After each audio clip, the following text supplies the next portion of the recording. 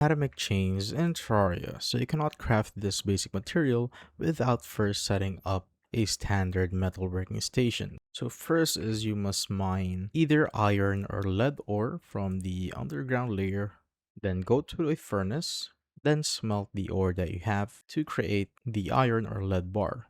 So a single iron or lead bar can craft 15 chains right here, and you will need a stockpile or a massive stockpile of these to craft the essential mobility items like the grappling hooks. You could also construct a sawmill or forge heart lanterns to permanently boost your health generation or your health regeneration in your boss arenas.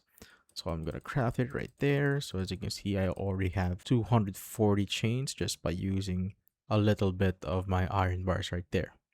So it's not that hard to craft, and iron ores and lead ores are easy to mine just by going to like underground. And that is how you basically make chains in Terraria.